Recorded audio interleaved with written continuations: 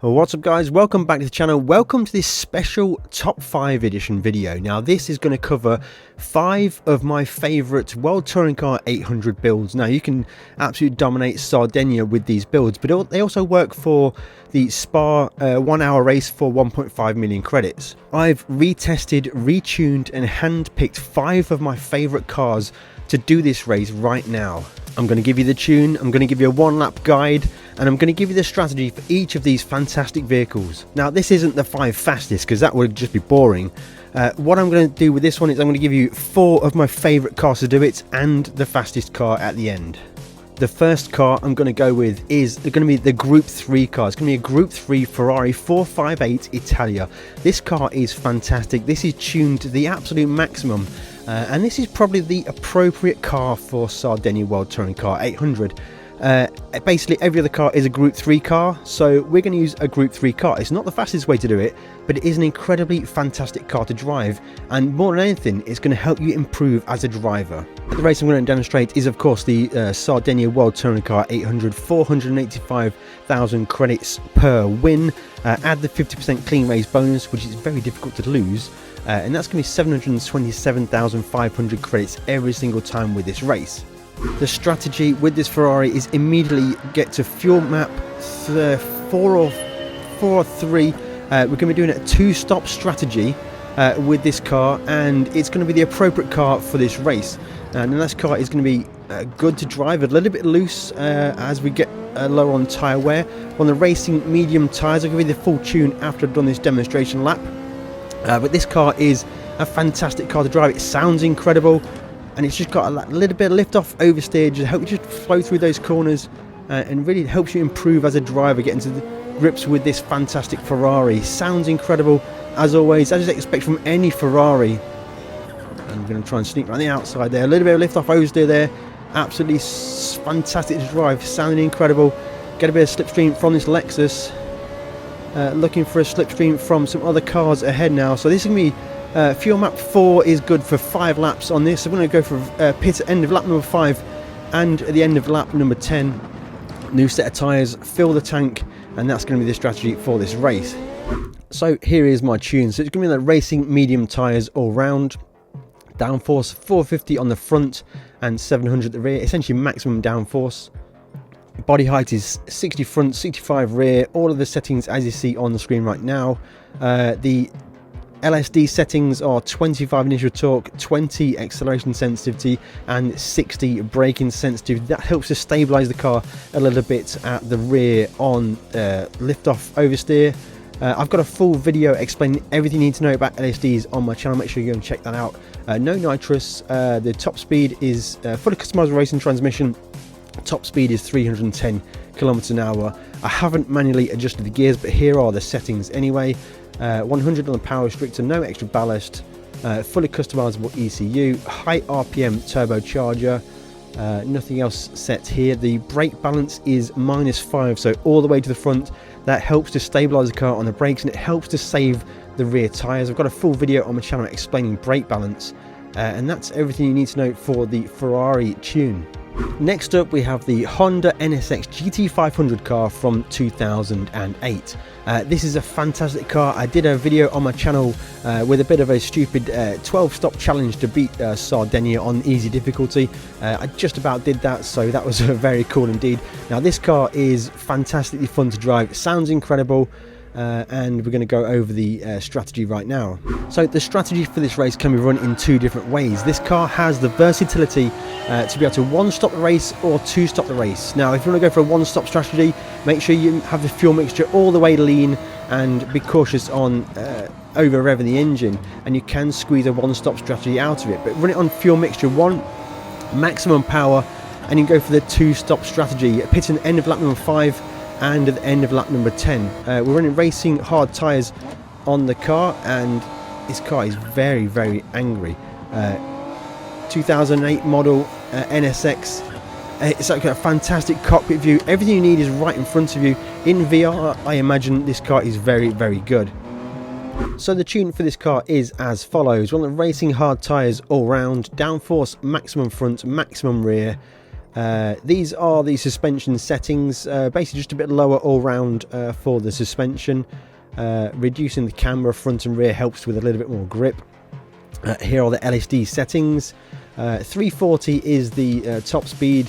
Here are the manually adjusted gear ratios, but I didn't change them. I only set it just by the 340. Fully customizable racing transmission. Power restrictor 97, minus 21 ballast, maximum ballast, so 200 kilogram ballast, and there we're good to go. It's got the high RPM turbocharger. Coming down here all the way down to handbrake, no handbrake. Brake balance is all the way to the front, but you can tune that during the race. It's adjustable on the fly. No steering angle kits. So that is the setup for this car. Fantastic car, drives incredible. Very, very angry. 813 horsepower if you're running it fully maximum for the two-stop strategy, or you can run it a little bit leaner and go for the one-stop strategy and try and beat them in the pits.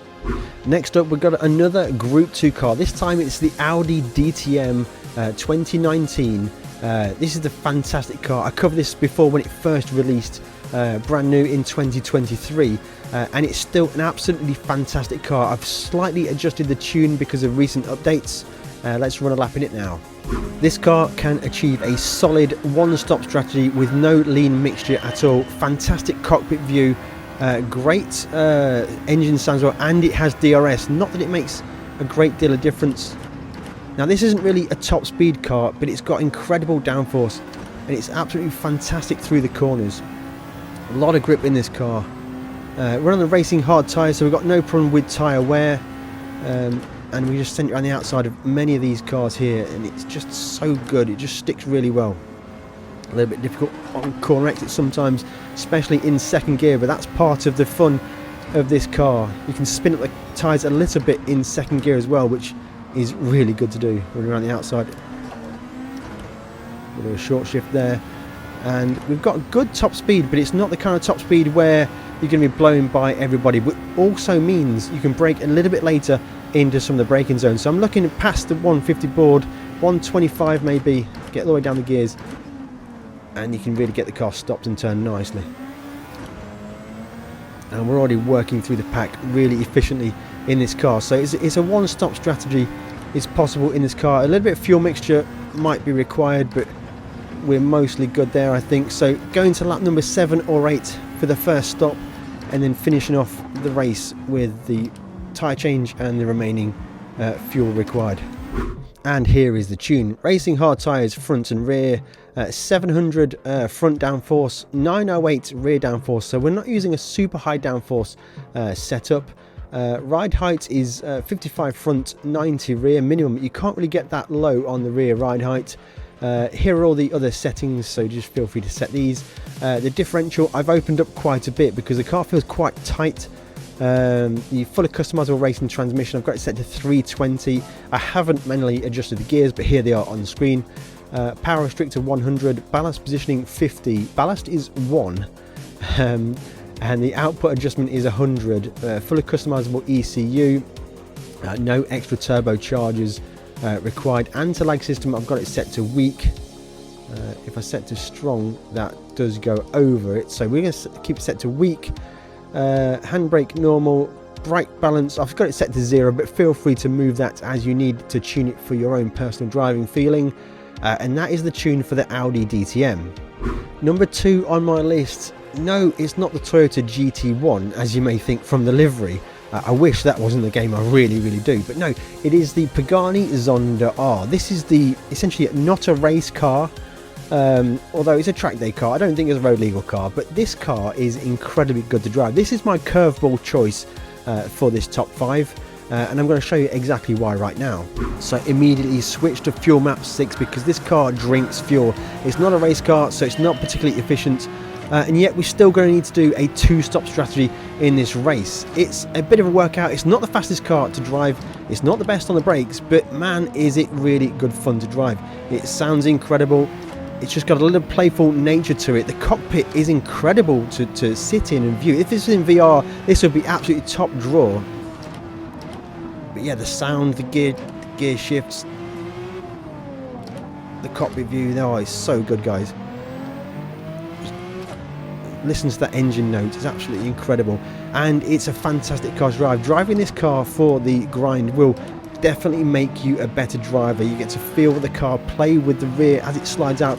We can use the racing soft tyres on this car for some reason, because we actually have really good tyre wear in the car. I don't know why particularly that is, but I'm not complaining. Racing soft tyres work great on this car. 150 boards are your braking references. We've not got the best brakes in this car, so you need to be braking pretty early for most of the corners, but the car just flows around the track so incredibly well.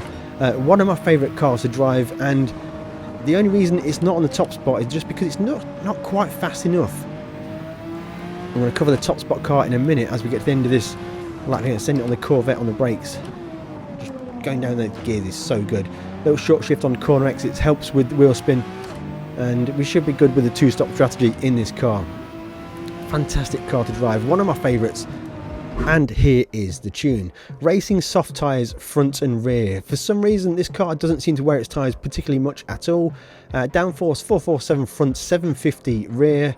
And here are all the suspension tuning settings, mostly just a little bit lower at the front than the rear. A little bit of camber reduction. Braking sensitivity on the diff is 5. It's opened up to try and get the car to rotate on the brakes. 330 is the fully customizable racing transmission, top speed kilometers per hour. I haven't set the gears manually, but here are the numbers on the screen. No power restriction, no ballast, 95 power output on the fully customizable ECU. High RPM turbocharger. Brake balance is set to 0, but again, play with that as you're driving to see what works best for you.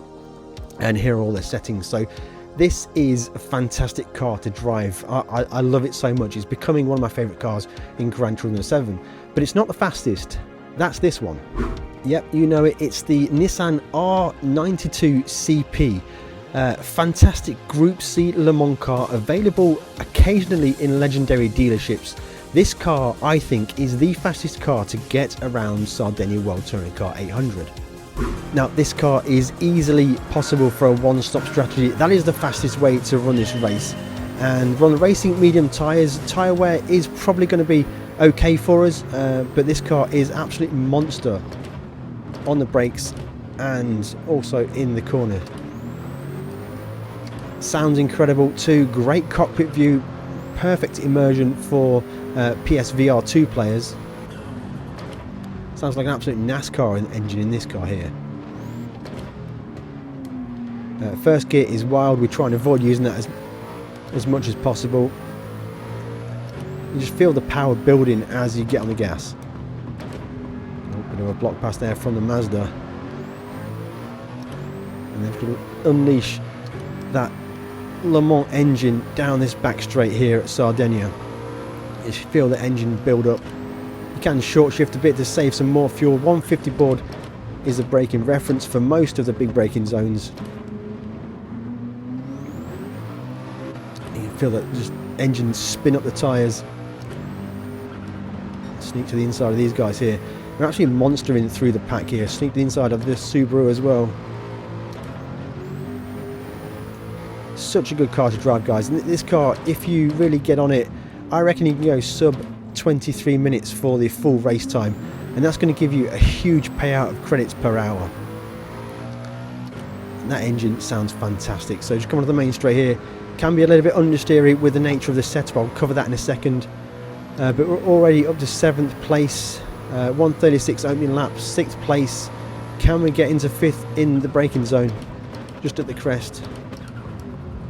Not quite. So here's going to be the tune. So I have made some slight adjustments to this tune based on a tune I've done previously on my channel. So it is a racing medium tyres front and rear.